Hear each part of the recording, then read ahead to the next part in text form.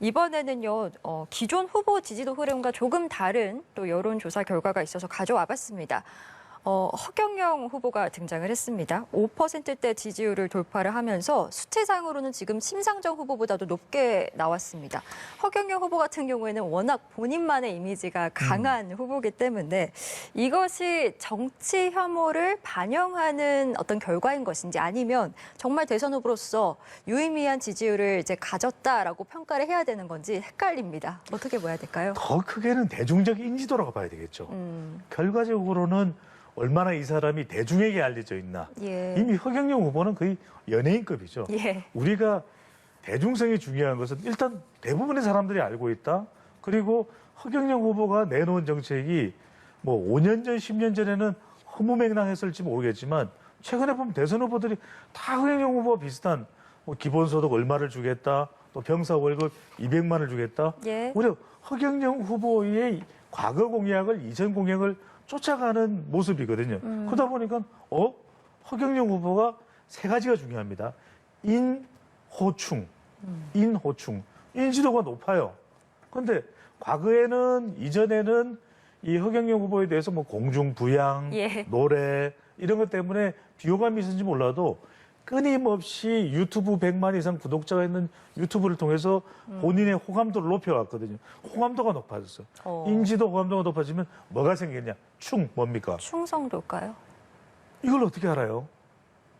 공부 많이 했습니다, 저도. 아, 이게 충성도입니다. 그럼 충성도라는 말이 뭡니까? 그 사람을 좋아하고 따른다는 예. 거예요.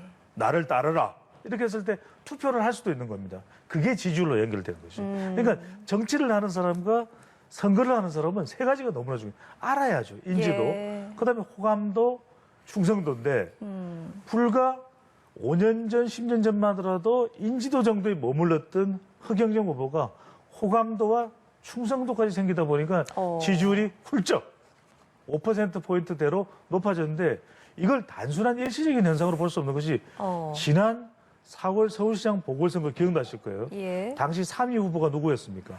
득표. 글쎄요. 누구셨죠? 자, 공부를 예, 조금 더 하겠습니다. 알겠습니다. 허경영 후보였죠. 정말요? 그러니까 오세훈 후보, 박영순 후보 다음에 3위 득표자가 허경영 후보예요. 그러니까 많이 알려지고 호감도가 높아지다 보면 이번에 이제 우리 6월 선거에는 대거 정치 신인들이 등장할 때 중요한 건 그걸 충성도까지 끌어내면 뭡니까? 그게 두 글자로 얘기하면 팬덤이 되는 거죠. 예. 팬덤을 만들 때 말 그대로 정치인들은 영향력, 파괴력이 생겼다고 볼 수가 있는 것이죠. 예, 그러니까 대중적 인지도를 기반으로 어떻게 보면 유의미한 지지율이다 이렇게 좀 그렇죠. 평가를 해주신 거네요. 그럼요. 그러면 지금 평균 지지율이 이제 5% 이상 나와야 되겠습니다만 허경영 후보가 계속해서 이런 대중적 인지도를 기반으로 5%가 넘는 결과가 나온다면 실제로 그 선관위가 정한 토론회에도 참여할 수 있는 거 아니겠습니까? 그게 그 지금 부분은 어떻게 보시는지? 허경영 후보가 계속 요구하고 있는데 예. 지금 이 조사 같은 경우에 코리아 정보 리서치의 조사는 허경영 후보를 보기에 포함을 했단 말이에요. 근데 지금 대부분의 조사는 주요 후보들, 대략 5명 정도, 그러니까 윤석열, 이재명, 안철수, 심상정, 김동연 후보 정도만 포함을 해요. 예. 근데 허경영 후보는 주장할 수 있겠죠. 허경영 후보뿐만이 아닙니다. 다른 후보들, 심지어는 손학규 후보가 지금 사퇴선을 냈지만 왜 나는 저기 보기에 포함이 안 돼요? 이런 이야기를 한단 말이거든요. 자세히 이런 부분도 좀 여론조사 기관에 중앙선거 여론조사 심의위원회에서 정리를 할 필요가 있을 것 같아요. 누구까지를 여론조사에서 보기로 포함한다. 왜냐하면 아니 본인은 지지율이 꽤 나올 수도 있는데도 포함되지 않은 사람은 억울할 수 있죠. 그렇네요. 그런 만큼 허경영 후보도 꾸준히 조사에 보기로 포함됐다면 저는 5% 이상 나옵니다. 이게 유지될 수도 있으니까 그건 모를 일인 거죠. 우리는 전국에 3% 이상, 5%, 5.7%가 두 달 전입니다. 적어도 지금 18% 내지 20%의 지지가 있을 걸로 보이는데 그런 국민의 여론이 허경영이 토론 한번 보자. 저 사람이 뭘 이야기하냐고 대통령을 3번씩 나옵니다. 뭐 때문에 대통령을 3번씩 나오면서 저 사람이 막중한 돈을 쓰고 나를 여야가 담합해서 안 내주니까 언론에 보도를 여야 후보는 몇만 번 나가고 저는 한 번 나가고 이런 식으로 하다가 3등으로 달리던 사람을 여론에 언론에 못 나오게 하니까 안철수는 언론에 많이 내지. 그래서 안철수가 올라갔어요. 뭐지 않으면 이제 달라지겠지만 이렇게 국민 여론은 허경영을 TV 토론에서 한번 보자. 한번 보고 싶다. 꼭 대선 후보 토론 때도 보고 싶지만 지금 국가에서 가지고 있는 3사, KBS, MBC, SBS 이런 방송, 이런 그 방송 3사 공중파에 왜 독단적으로 그들만 하냐? 만약에 대선 기간에는 5% 이상이 안 되면 못 나가요. 그건 있을 수 있는데 지금은 대선 기간이 아닙니다. 대선 후보 등록하지 안 됐잖아요. 그런데 지금은 그렇게 편파적으로 우리가 5명이 같이 하자. 3%, 5% 정도 되는 사람들, 뭐 5%가 안 돼도 관계없어요. 국민들이 이렇게 관심에 초점이 되고 있는 허경영 3번씩 대통령 나올 때는 3.3 정책을 국민한테 실현해 보려고 하는 거거든. 개인적인 욕심 없습니다. 수천억의 돈이 들어가면서 대통령 3번 넘는 사람, 그 흉기 아닙니다. 여러분에게 꼭 해주고 싶은 게 있다. 청년들에게 정말 1억씩 주고 싶다. 2달 안에 18세 이상 국민 전체 2,000조의 가계부채가 있는데 1억씩 주고 싶다. 가족이 18살 이상인 4명이면 사업이도록 유급이도록 그렇잖아요. 매월 150만 원 주고 싶다. 늙은 부모님들한테 효도하고 싶다. 부모님들은 노인수당 70만 원까지 해서 한 달에 어머니가 220, 아버지가 220, 440이 나와요. 그 자식들이 부모님한테 좀 효도하자. 여야 누가 되면 뭐하냐? 야당이 만약에 지금 대통령이 되면, 윤석열이가 되면, 윤석열 후보가 청와대 가서 대통령 자리만 앉아있지. 정권은 민주당이 200명의 국회의원을 가지고 4개월 안에 윤석열을 탄핵했죠. 정권 교체하면 뭐합니까? 국회의원이 민주당이 다 찾아오는 거예요. 박근혜 여소야대 안 봤어요? 그냥 박근혜가 탄핵된 이유가 뭡니까? 여소야대. 정당에 국회의원들을 야당이 차지하고 있으니 법 하나 통과 안 되죠. 국민들은 죽겠죠. 촛불 시위를 하죠. 결국은 탄핵이 됐죠. 윤석열 후보 4개월밖에 더 가겠어요? 그 사람이 하는 공약이 한 개라도 지켜지겠습니까?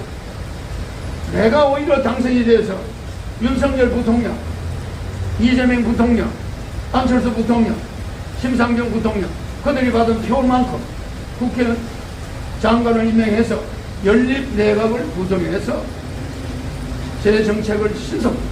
물론 1억 주는 거는 국회의원의 도움이 필요 없어요.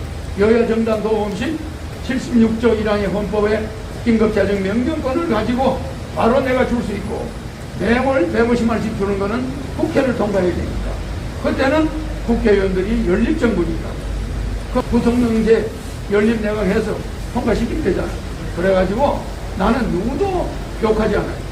이재명 후보도 욕한 적이 없고 윤석열 후보도 욕한 적이 없고 문재인 대통령도 욕한 적이 없습니다. 항상 싸움을 말리겠다. 또 앞으로 5년간 싸움만 한다면 또 대통령 선거가 5개월 후에 또 해야 돼요. 이 우리나라 예산만 낭비하는 거예요. 그래서 나는 절대적으로 싸우지 말고 우리가 단합해서 열린 내각 만들자. 우리가 유엔 사무총장은 미국, 영국, 프랑스, 중국, 러시아 패권 국가는 못하게 돼 있잖아. 작은 나라가 하게 돼 있고 중재자는 국회의원이 없는 게 더 나아요. 국가혁명당 허경영이가 중재를 하는 게 여야가 싸우지 않게 할 수 있다. 유엔 사무총장을 미국이 한다거나 프랑스가 한다거나 러시아가 한다거나 영국이 하면 안 되는 거예요. 전쟁이라는. 거점 신청 인정이 안 되면 그 인정 안 해준 판사, 그 법원 관계자들 내가 기억만 하면 되죠. 내가 누군지는 그들이 알 테니까.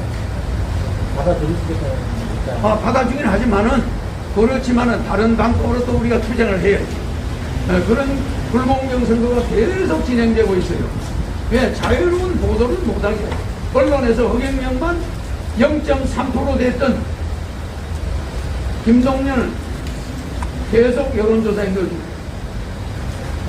5.7% 허경영은 계속 여야의 각종 여론조사에서 빠져요. 이거 이상한 거 아닙니까?